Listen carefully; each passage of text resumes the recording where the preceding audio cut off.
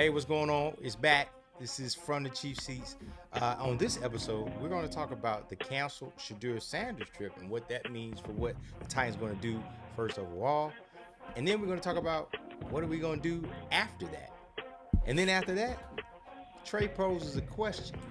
All offense or all defense? On this episode of From the Cheap Seats. Hey, what's going on? It's your boy Bonafide, and I'm again joined with the Arsenal loving fan. They beat Madrid today. My homie Tre. What's going on? Yes, Tre? sir. I see you Glory survived to the the- storms. Hey, man. It was rough, man. I stayed up. I didn't go to sleep that night when it was a whole bunch of tornado warnings. I literally came back home from work, stayed on my PC, and then I was like, let's see what the storm's going on. For the next 3.5, 4 hours, constant tornado warnings, man. It was ridiculous, man. But you made it through, Tre, to see I today. made it. I see did. today. To see I Arsenal did. with their Absolutely. butt whooping. Absolutely. Glory to the Gunners, man. Glory to the Gunners. Glory to the Gunners. Now, I'm a football fan, but I'm not a football fan. So, Yeah. all the homies like Arsenal, so I rock with Arsenal. So if the homies rocking with Arsenal, I'm rocking with Arsenal. So and what did he say? What did he say, Tre? Glory to the Gunners. Glory to the Gunners, man. Glory to the Gunners. All right, so let's get into this thing. It's been a couple of days since we talked about the Tennessee Titans, which is the whole purpose of this podcast, is for us to talk about them, good, bad, or indifferent. Mm-hmm. And we know that this past week, was it this past week or was it last weekend? I can't remember the exact date, but Shedeur Sanders and the Colorado Buffaloes had the Colorado Showcase. That's the first. That's a first for me. I've always heard them called Pro Days, but this one was called the Colorado Showcase. So the wide receiver Shepherds were there. Jimmy Horn Jr. What's the is it Lester? Is it Lester or is it Hester? I want to say Lester. I think I know you're talking about. I think it's Lester though. Yeah, I think his last name is Lester. He's there, wide receiver. They had Shiloh there. I don't know if you knew, but Dion told Shiloh in one of the little clips I be seeing on TikTok. He said, if you run he told me, if you run a 4, he said if you run a 4.4, I'll buy you a new car. Shiloh proceeded to run a 4.52. It is that. Not a bad time for a safety, but yeah, he ain't getting no new car. And then obviously, you know why everybody was there. Travis Hunter. Travis. No, we just skipped over Travis. Like, I know. Bro, I keep forgetting about Travis Hunter somehow. I don't know why, man. Hey, and that is why he's not somebody gonna kill me for it, but he's like, is he a generational player? Or is he just a really good two-way player? I don't know. But anyway, yeah, Travis was there. But the reason why I bring him up first is because they made a big deal about it that morning that he wasn't going to be doing anything at the pro day. But then he ended up turning around and saying, hey, I'm going to run routes for Shedeur and things like that. Now, I will preface this with this, Tre. I did not watch the pro day. I watched the highlights. I didn't watch the pro day. So is that indicative of who we are as football fans? Because a couple of weeks ago, episode 1, we was perfect timing, dog. Now, feels like we trying to get measured up for some straight jackets.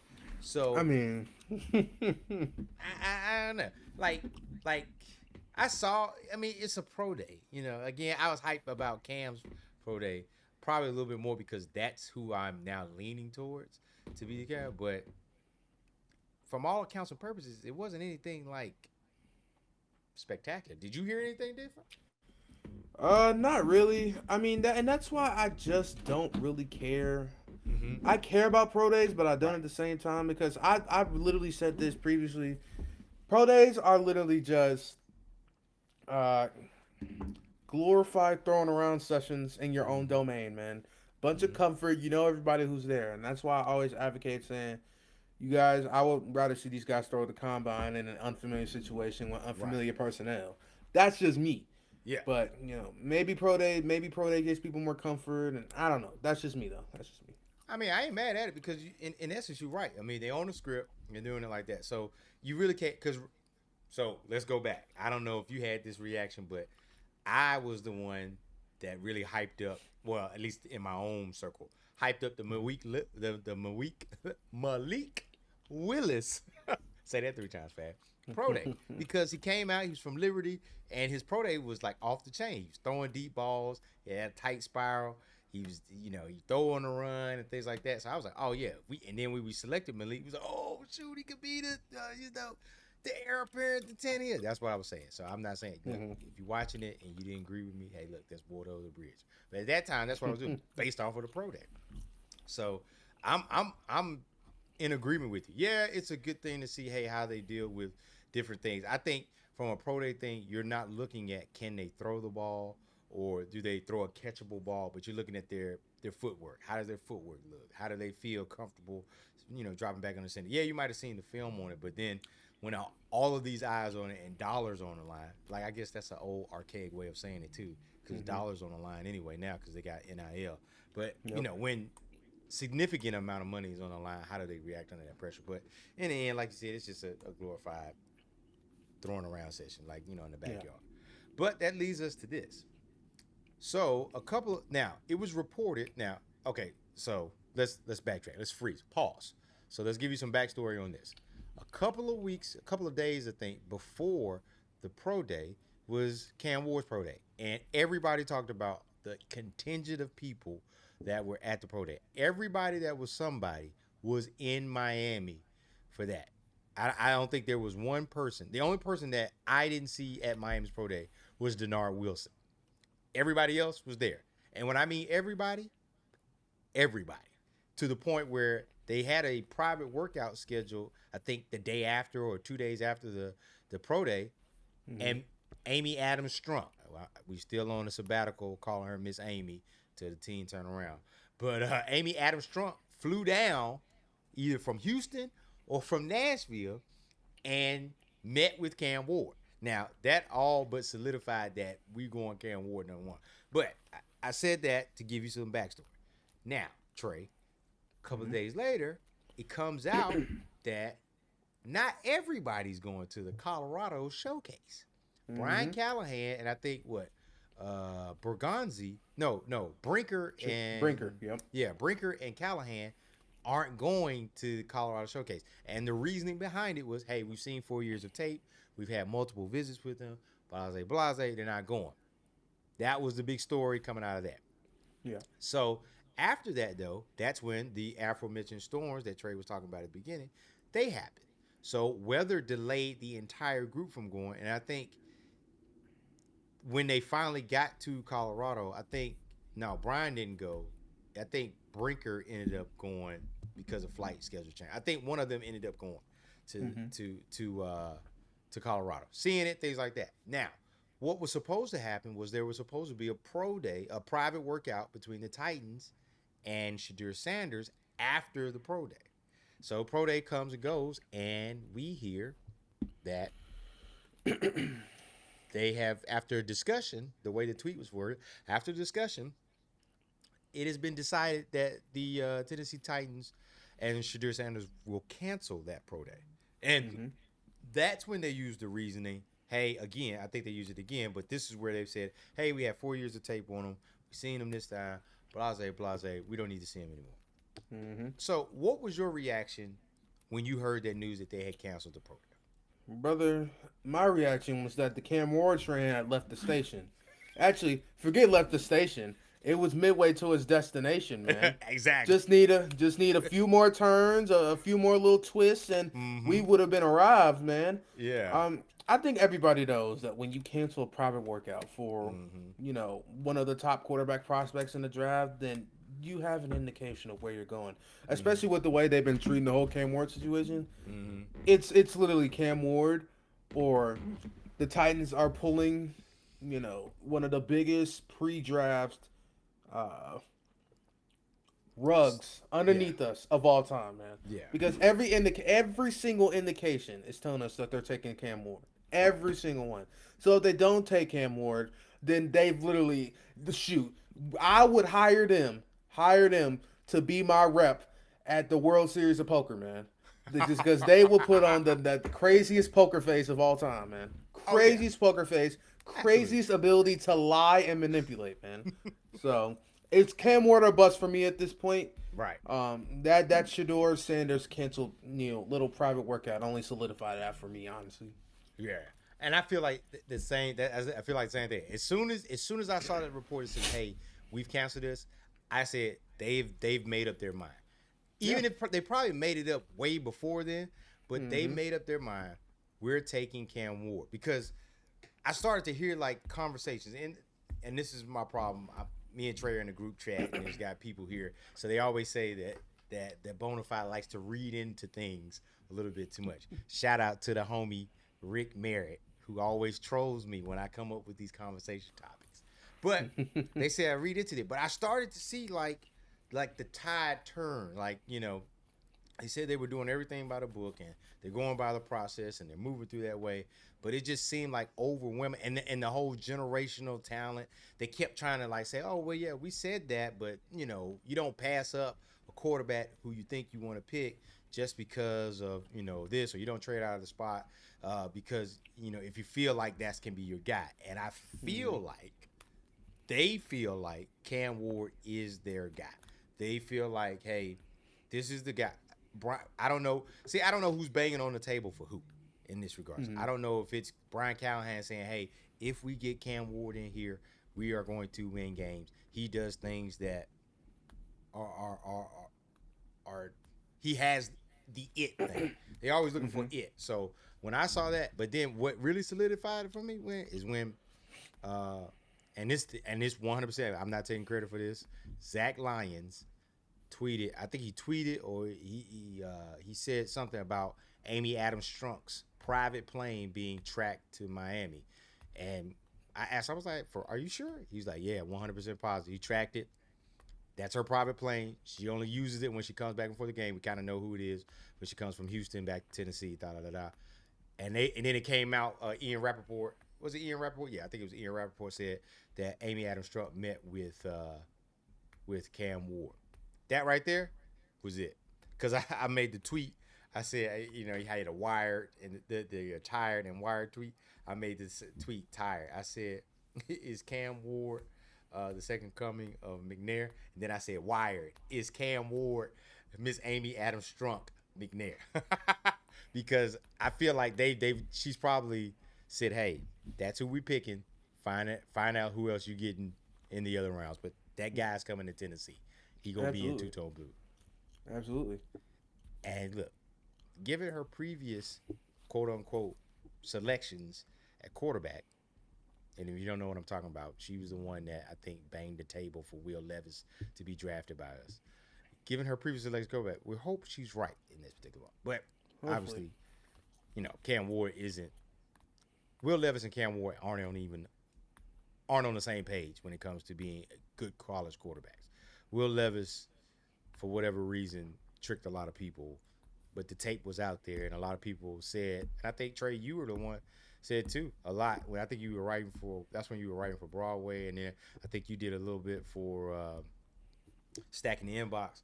Was talking about how Will Levis was always going to be this type of quarterback, and we should have seen it going. But comparing Will to Cam is not the same thing. So Asinine, man. yeah. So I'm doubling down. And look, you'll be right here with us. Shameless plug. You'll be right here with us on April the 24th? Is it 24th? April 24th. Yeah.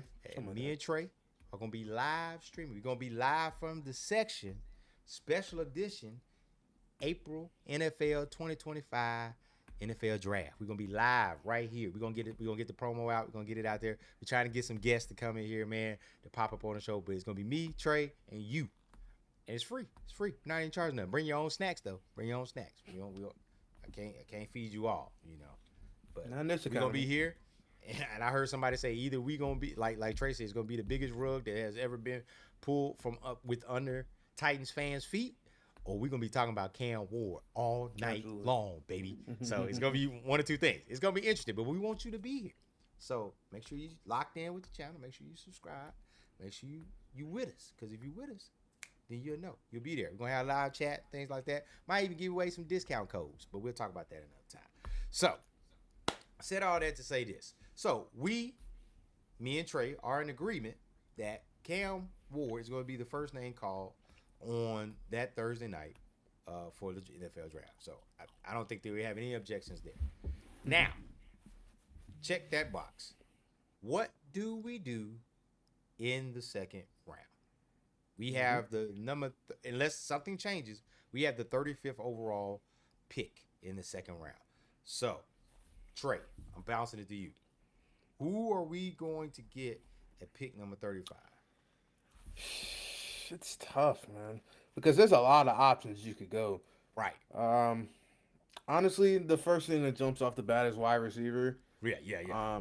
There could be a couple real nice options there. Luther Burden. If any of you watched Missouri football, SEC football over the past couple years, you know Luther Burden. It's electric. Really fun football player to watch. The only thing about him right now is quote unquote character concerns, things involving his family and everything. Right. But on the field, really fun football player, really fun slot guy. I don't know about his ceiling as an outside boundary guy, but when he's in the slot, he makes things happen, man. Bottom line, just makes things happen, man. Kyle Williams from Washington State, he was Cam Ward's teammate when Cam Ward was at Washington State. Yeah, when he transferred. Wazoo. Yeah, before he transferred over to Miami. He's a smaller guy too. I'm not sure about his ability to play outside, but he's quick, man. Quick feet, man. He would be a really cool addition on day 2 at 35 as well. I mean, there's so many options that can go, man. I mean, you could go edge. You could, his name has slipped my mind, but the edge rusher for Boston College. I know Tic Tac Titans talked about this, maybe him sliding to 35. Yeah. And I said, absolutely no way. I don't think so. But if he's at 35, then shoot. You could take him, man. I mean, there should be a bevy of options at 35. I mean, this is one of the best things about being garbage, man. Having the top picks at the top of each round. This is the benefit of being garbage, man. Right. Okay. You trash, but there's a reward at the end for being trash. There is light at the end of the tunnel, man. Right. Okay. They have a bevy of options available to them, man. It just depends on what they feel like or what they value the most at this point. Do you get a wide receiver to pair with Malik Willis and the rest of that group? Because right now that wide receiver group still looks not Malik. Sheesh, not Malik. Yeah, but Cam Ward. I apologize. I apologize. Many apologies. my bad. But do you get a wide receiver to pair with Cam Ward? Because that receiving group right now, receiving room, looks terrible. Right now, your wide receiver 2 is Van Jefferson, man. Oh, Van Jefferson. I forgot. Oh. That's your wide receiver 2, or Treylon Burks, whatever. That's your wide receiver 2 right now. Terrible, don't play with me man. on this. Don't play with me. Yeah. That's your wide receiver 2. Or you could go edge. You could go edge or whatever. Or you could. It's so many routes you could go, man. That's what makes it fun. You know. I think that's the. I don't think they used it. I don't think there's a slight chance they try to use that pick to trade back up into the first round and get anybody. No, I don't think so. Because I don't think you have enough leverage. But I'm with you. But I'm really keying on. Yeah. You know the edge. That Chat GPT Borgonzi pick, that's the one that we were talking about. But freaking like I forgot his name. I think it's a name of African descent that I can't pronounce because my southern tongue won't allow me to say those words. But yeah, it was him. I saw that tweet from Tic Tac Titan. So it was him. But if it's me, I'm going wide receiver. I need one of these, like you said, it's good to suck because you get a pick of the litter, and I need one of these top tier guys. I need a Luther Burden. I really don't care about the off field joint. He can get it together on his own. And I don't even is it really off the field things, or is it just somebody making up something? Now we don't want a Justin Blackman situation. I remember that vividly. But if it's not Luther Burden, if it's not Kyle Williams, and that would somebody put out a tweet. I forgot who it was because Kyle Williams is actually coming in for a visit. And he played. Oh, Lord Jesus. This technology is making me. Technology's got to be zoomed in. I got to stop using my hands. But Kyle Williams, OC, when he was at UNLV, was Nick Holtz, our current OC. He played with, I guess he transferred from UNLV to Washington State, and that's when he played with Cam Ward. So he has that connection already. He's a good, pretty above average wide receiver. Again, like you said, he's a little bit small on the smaller side. So playing outside, is he able to do that? But I feel like, and I didn't hear you say his name, and I don't know if he drops that far, but Emeka Egbuka from, Egbuka, yes, yeah, I think he could drop to 35. you think so too? Like out I of those look three, if Egbuka's at 35, you take him, man. yeah. I'm sorry, you take him at 35. Oh yeah. Because I feel like because his size, he can play on the outside if I'm not mistaken, right? He's Or is played a another little bit on slot the guy? outside. I mean, shoot, he's done a lot of work on the inside, outside. I mean, he's Yeah. just not the most athletic. I think that's Mm-hmm. what it is, and he's not the Yeah, he ain't his no height. Jeremiah Smith. Isn't he ain't no Jeremiah Smith. Good gosh, I would love. Oh my gosh, I would Hey, love Jeremiah Smith. how many more years we gotta wait for Jeremiah Smith or Ryan Williams? 2 to more come up? years, man. 2 more 2 more years. years, Hey, man, man. look, win the Super Bowl, then lose that next year. We win the Super Bowl next year, then we lose the next year after that and get the number one pick. Then we can do it again. And then we just keep rinsing and repeating because we're going to Absolutely. Nah, Absolutely. we ain't winning no Super Bowl next year. I don't know. I say that. I say, hey, the Tennessee Titans aren't going to win the Super Bowl next year. But then I turn around and I see Jaden Daniels. Now, am I saying Cam is Jaden Daniels? No, because Jaden Daniels seems to be a little bit more athletic. But Jaden Daniels was a rookie for a Washington Commanders team that was straight basura the year before. And them bad boys made it quite deep in the playoffs. So, I mean, not to quote Al Pacino from Any Given Sunday, but that's why they play the game. The reason why they play the game. You know what I'm saying? Well, did he say that? I don't know. I'm probably mixing up movie references, things like that. So I'm thinking that we, long story short, we need to go offense because we cannot go into next season with Calvin Ridley as your 1, Van Jefferson as your 2, Bryce Oliver as your 3, and Treylon Burks as your 4. I don't even want to see Treylon Burks on this team. I was like, and Treylon, if you're watching the pod, man, I'm sorry, dog. But yeah, I'm done. I'm done. I am.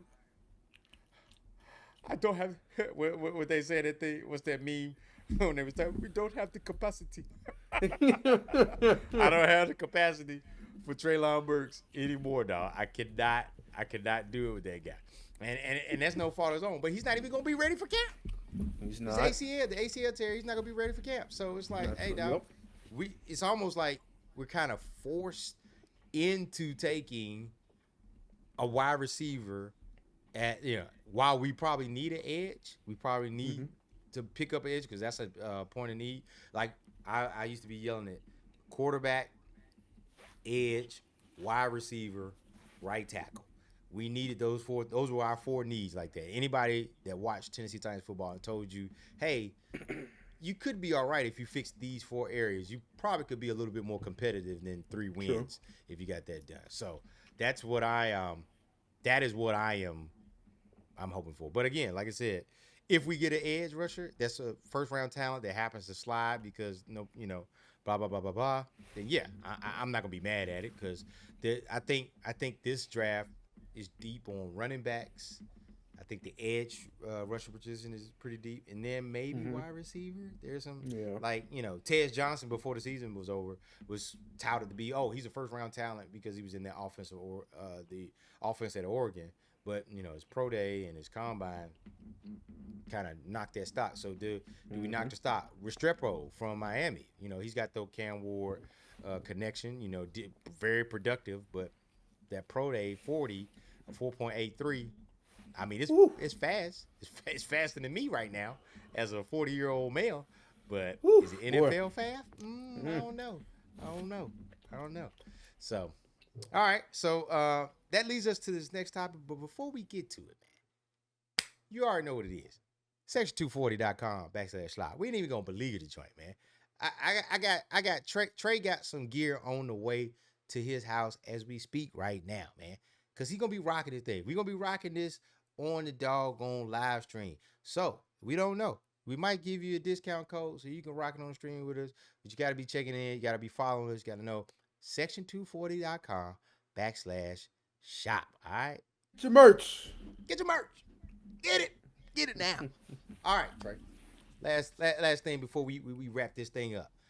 Now, you asked me a question before, and I think it is a very good question. Trey asked me, "What do you think the Tennessee Titans should do? Should we go all offense this draft and save defense for next, or should we do the inverse and go all defense and save offense for next year?" Now, I think we know where we're leaning at, but Trey, I want to hear. First of all, I want to hear why you thought about this and what made you, what led you to this thought process, and then I want to hear what you would do. I kind of know what I want to do, but tell me a little bit more. Spit some game to me. So this morning it was more so about looking over the current draft landscape and just seeing potential second round options. Because the Titans don't have a third round pick right now because of the L'Jarius Sneed trade, and with the likely addition of Cam Ward, right? Because the Titans' offensive situation looks so putrid right now. I was like, okay, what if the Titans simply just said, you know what, we need to spend year one of Cam Ward's career surrounding him with the best possible offensive situation, which includes adding more in the offensive line, adding more to the running back room, and adding more to the receiver room. Okay? I say that because and I'm not trying to put a timer on anything, but the Titans need to know in year one or two whether Cam Ward has the ability to lead this team moving forward, man, if he's their guy. Okay? We're not asking him to go crazy to be Patrick Mahomes year one. Asking him to show some signs, man. Some signs that he could be the guy, right? The best way you can do that, best way you can aid his development year one and year two, is by upgrading the offensive situation and making sure he's comfortable as possible year one and year two. Okay? I don't want another situation where you're throwing a rookie quarterback into a bad situation and expecting him to be freaking Houdini or David Blaine, man. It just doesn't work like that all the time.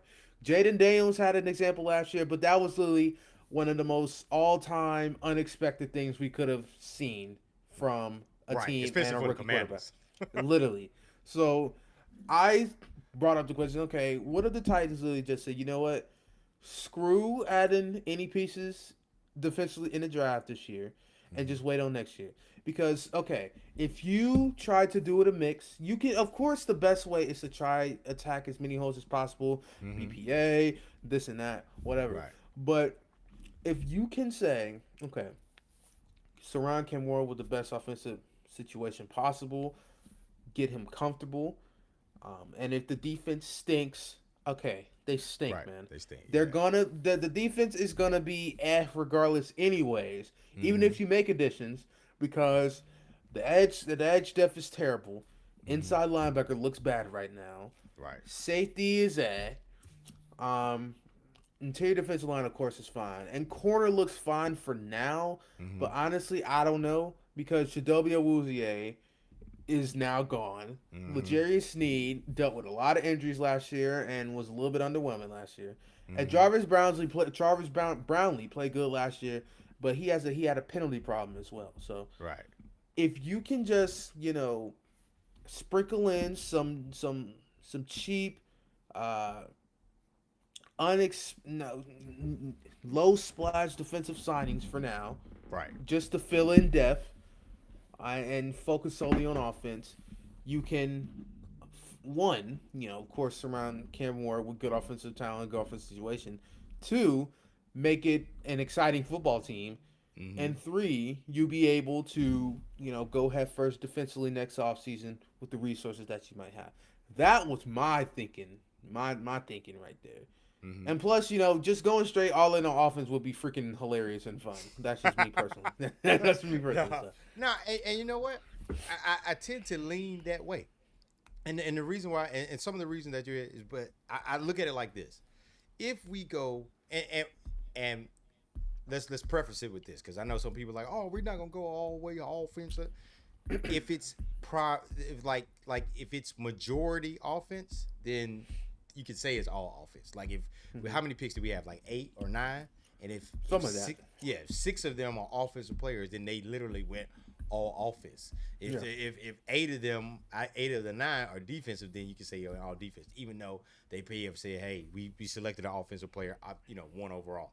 But I look at it like this: I think Denard Wilson is a very, very good defensive coordinator. I think he's a very good defensive coordinator as well as a defensive coach because for what we experienced last year with that defense being on the field as much as it was and all the injuries that we suffered, it in some of those games it never felt like, hey, we went out and scored. Oh, the defense gave up another score. I never got the inkling last year or the feelings that I had last year when we had that season where we had the worst third down defense of all time. Like I'd never felt like that last season, even if we were starting a Darryl Worley Jr. or Mike Brown or Quandre Diggs got hurt. I never felt like the defense was like, the defense is why we lost the game. Now, were there some games that are probably that, but my eyes and my gut never made me feel that way. So that I'm leaning saying, hey, Denard can take those what you said low splash, defensive pickups and turn them into something. Like for instance, like no one would consider a Sebastian Joseph Day to be a big splash signing. But that man was super freaking productive in our defense last year. Like to the point where I was kind of banging the table for him to come back or be brought back. And thank goodness he was brought back. So that's why, interior defensive line is doing good. Jarvis Brownlee Jr., a rookie forced into production. While he had some hands issues and penalty problem, he was a very, very, very good addition.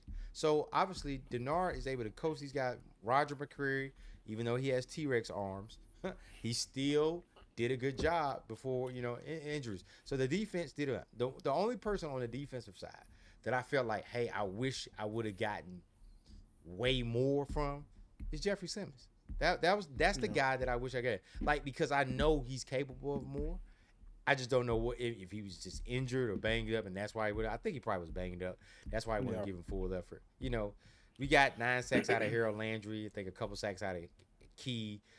The linebacker core, like you said, was in it. But even in spite of all those things, the defense was good. So I'm like, hey, let's see if Denard can work his magic again. We gave you some pieces. You're getting some back. You probably get a Snead back. You get a second year. Jarvis Brownlee kind of knows how to be a pro. Maybe you can work that. You got an Xavier Woods to pair with Amani Hooker, your safety. So your safeties look good. Got a good backup in Mike Brown. Interior defensive line looks good. Linebackers is where we have the problem. Outside, edge, those are the problem areas. And maybe you can sign some people in the draft that become diamonds in the rough. That's why I'm fine with saying, hey, if we went heavily or all offense, it would make sense because we would be doing it the right way. And when I say doing it the right way, it's like we tried to do it that way with Will Levis last year. Say, hey, Will, here's the keys to the kingdom. We're going to put weapons around you. We're going to fix the offensive line.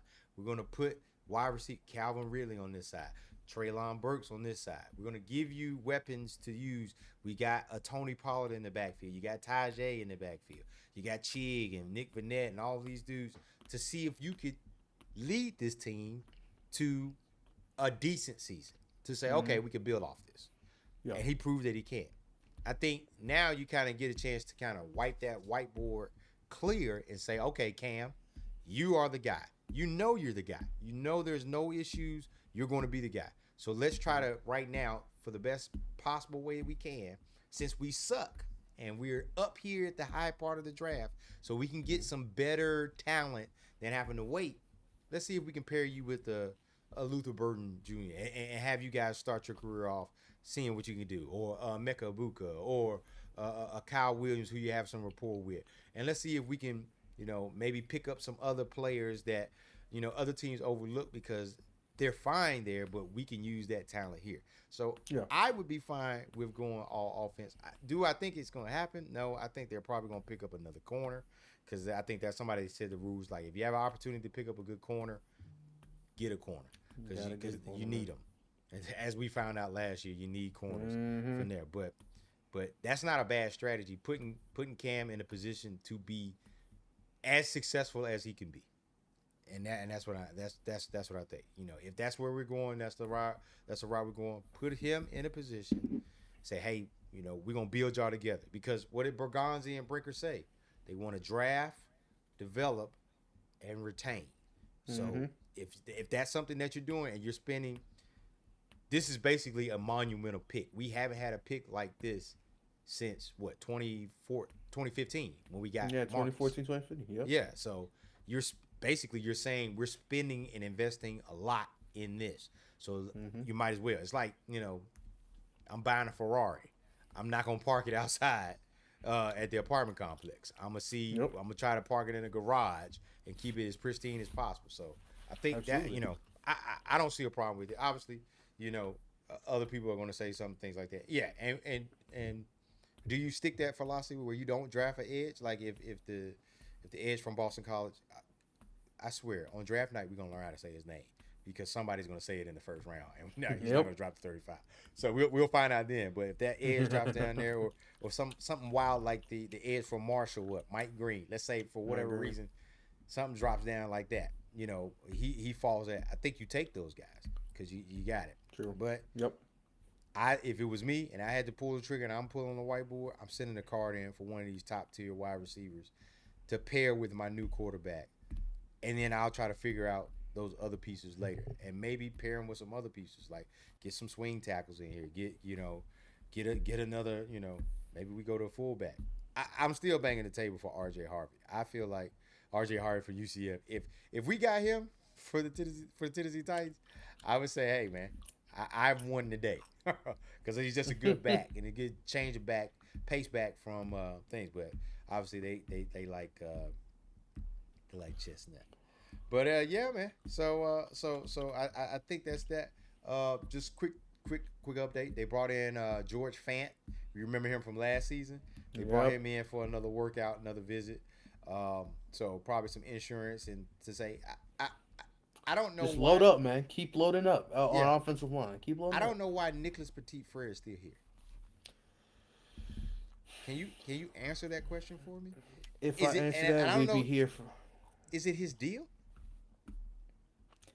Brother, we'd be here all night. We'd be here all night, man. True. I don't want to talk about that guy. He's a terrible football player, and he's a waste of a roster space right now. I didn't think anybody would make me want Dennis Daly back. Ooh, no. Dennis Daly was worse. Ooh, Daly was worse. Ooh, Lord, Daly. Hey, Woo. when I saw MPF on all fours twerking that one time, I was like, I mean, is Dennis? Was he that bad? Boy, Dennis Daly almost made me lose my love for the game, man. Hey. Oh, it was bad. And look, this is a crazy thing, Trey. Dennis Daly got a deal after the Tennessee Titans. All that bad tape he put on film, on tape, he still got another job, man. They let you know, man. They let you know. It's always. There's always somebody out there for everybody. You. It might not be who you want. It might be who you thought, but it's always somebody out there. For everybody. Who you need, man? Who you need? You know what I'm saying? Dennis Daly. So they brought Fatty in. So maybe Bill is back in the office and say, hey, son, if you want me to live a long life, and you want me to enjoy this career and going through this head coaching gig with you as your father and the offensive line coach, I need a right tackle. I need a backup one so bad. And he was like, well, Dad, we signed Dan Moore. And he's going to play left and JC. But son, I appreciate that. But why is NPF still walking in the building? I don't know if that's about Bill Kelly. Why is he still here, son? I have heart palpitations. Your mother is concerned about me because NPF is literally driving me insane. He probably said, son, if I could tie Olga and Bertha to his neck and throw them into Cumberland, I'd have done it already. That's how bad NPF is, dog. That's how bad he is. But yeah, man. All right, yeah, so we wrapping this thing up. We getting ready to go because I have some chicken Alfredo I have to eat later on. Because I ate it all day. But yeah, man, thanks y'all for tuning in. We got another episode coming up next week sometime. We're probably going to get a record sketch. Hey, man, it's the dog days of the NFL season, man. Look, after the draft, the only thing we got to look forward to is the freaking Rookie schedule mini release. camp, man. Yeah, and then we got rookie mini camp thing there. So we gonna have content for you. So if we don't post on the day that you think we should post it, don't worry. We gonna post. We gonna post. We gonna be here. We gonna be here. We gonna be here. It's consistency. We consistent. We consistent. Absolutely. We're not gonna Traylon Burks. So I see God getting on me. I'm sorry, God. So make sure you check out the merch. Get your merch. Section240.com/shop. Don't forget to tune in. Stay tuned to the channel. All the updates. We're gonna be posting when we're gonna do our live stream. It's probably gonna start early that day. We're gonna be talking, and then we're gonna go into the draft, and then we just see how it go from there. We just gonna talk draft, live stream it. Now we're gonna be showing it to you because we're not trying to get banned. You watch it on your TV, we gonna watch it on ours, and we're gonna talk about it as a family in the live stream. Because somebody will come in here, Trey, be like, oh, "I thought you were showing the draft." No, no. Copyright infringement. We don't infringe on nobody's copyrights in Section 240. And nobody's trying to get a strike, man. No. We like baseball. Stay away from it. Oh yeah, your dog. Man, my braids are sucking. We're not even gonna talk about baseball right now. We ain't talking about baseball. No, we're not talking about no baseball. No mas. So make sure you tune in with us. Make sure you like, comment, share, and subscribe. So I'm Bonafide, and for my homie Tre, glory to the Gunners, and tighten up. Yes, sir. Until the next time. Peace.